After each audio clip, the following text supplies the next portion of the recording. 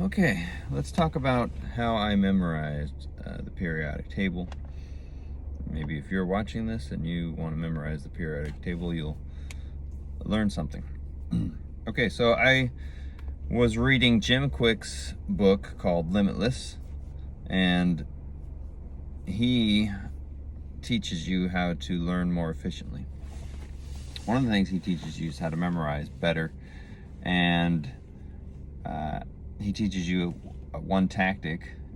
He teaches you more than that, but one of the tactics he teaches you is basically what I used to memorize the periodic table.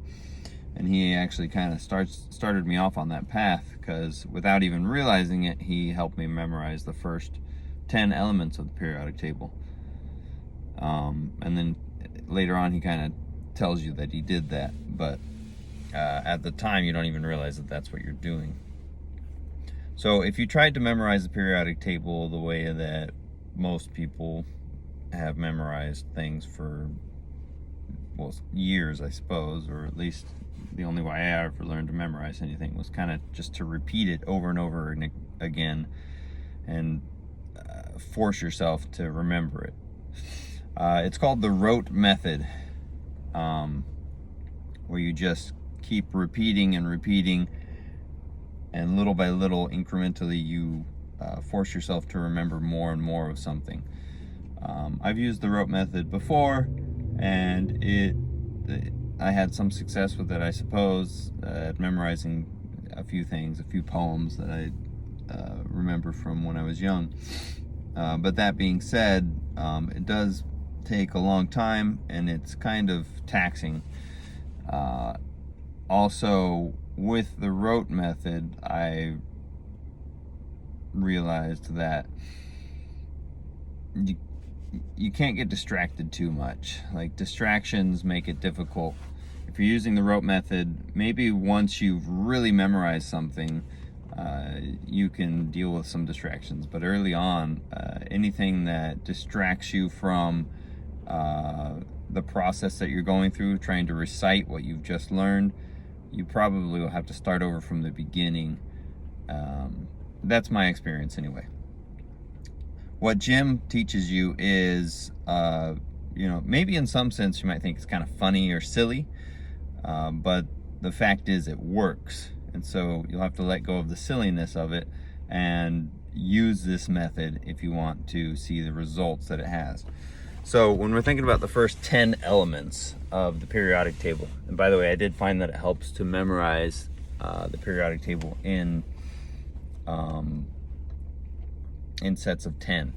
But when you're thinking about the first 10 elements of the periodic table, hydrogen, helium, lithium, beryllium, boron, carbon, nitrogen, oxygen, fluorine. Instead of trying to just memorize those, think of a picture in your mind that reminds you of hydrogen. So think of a red fire hydrant. Imagine this fire hydrant in your mind. Hydrant sounds a little bit like hydrogen, so we'll use the fire hydrant as a mental image to help us conjure up the idea of hydrogen. So we imagine a fire hydrant, and then we tie balloons that are filled with helium to the fire hydrant. The fire hydrant begins to lift up off of the ground because there's so many balloons tied to it. And all of a sudden, batteries come flying out of the air and hit the balloons, and the balloons start popping because of all these batteries that are flying. Batteries are commonly, lithium is the element that's commonly used in batteries these days, right? So that's why the batteries will help us remember lithium. And you're trying to see where these batteries are coming from, and you realize that they're all coming from a barrel. So the barrel is beryllium. You look over and there's a man in a barrel just throwing batteries out the back. And so the batteries are coming from the barrel. Leaning up against the barrel is a surfboard. The board is for boron. And on the surfboard, there's a diamond.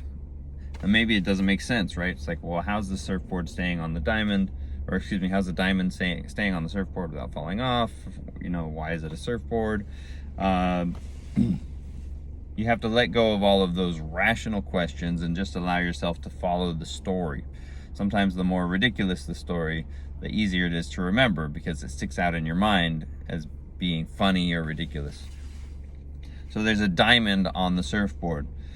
Diamonds are made of carbon, right? Compressed carbon over time. The diamond falls off the surfboard and there's a knight walking by, like a knight in shining armor. The diamond hits the knight in the head and knocks him out cold. Knight is for nitrogen. Then an ox, the animal, an ox comes up and starts licking the knight to wake him up. After licking the knight, the ox feels like his mouth is disgusting. He needs to brush his teeth. So he takes some toothpaste, he takes a bottle of toothpaste and brushes his teeth.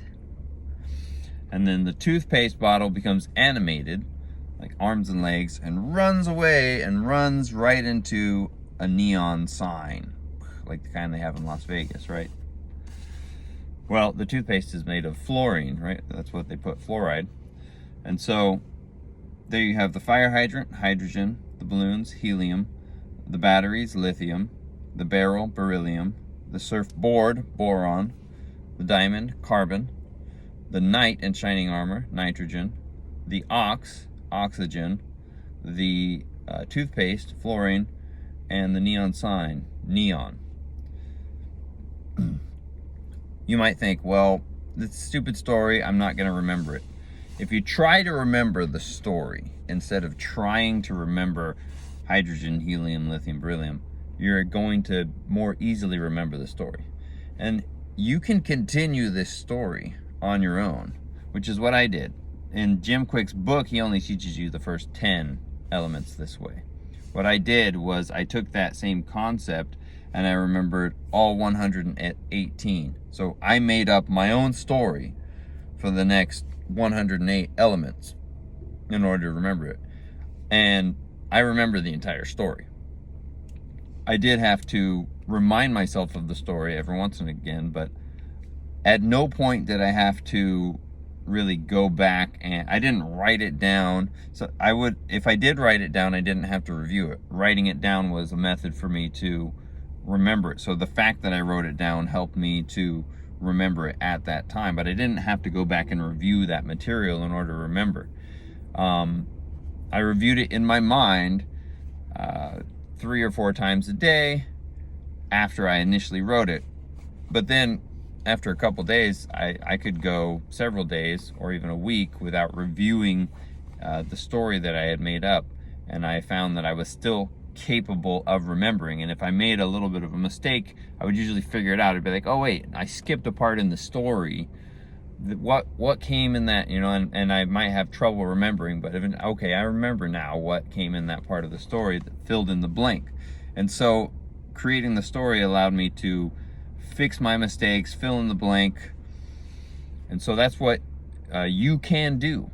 Now, I could tell you my entire story, which is ridiculous in parts, funny, and maybe in another video I'll tell you some of it, but I believe it's actually helpful to come up with a story on your own. One, it might be easier for you to remember. I don't know if that's true or not because you came up with it. But 2, I do think that this is a skill that you could be developing in learning how to remember things, because I'm using the same tactic to learn Spanish words. And that may sound silly, like how do you use a story to learn words in Spanish? But we'll talk about that at a later date. For now, if you come up with this story on your own to remember all 118 elements in the periodic table, you will not only remember the elements more certainly, learn them more quickly, and retain the information more permanently, but also you'll be developing that skill of learning how to come up with some sort of story in order to memorize whatever information you need to memorize. Aside from that, one thing Jim Kwik says, and I've found that it's true, is you don't have to remember the story you come up with forever. Eventually the information will stick, which is why I can list probably at this point the first 30 or even 50 elements in the periodic table really quickly, because it's just there now. I don't have to review the story, and maybe I can think of different parts of the story really fast in my head as I go through it, but I don't even really have to do that anymore. I just know that much of the periodic table like that. And then when I get to the point where I have to start remembering the story, I'm like, okay, wait, you know, this, and I can remember it fairly quickly because of the story. But that information will fade, so you're not going to be stuck with all these weird stories in your head for the rest of your life. They will fade, but what you've learned, what you forced yourself to remember through this method, will be something that you can retain. All right, my video has been too long already, so we'll talk to you tomorrow.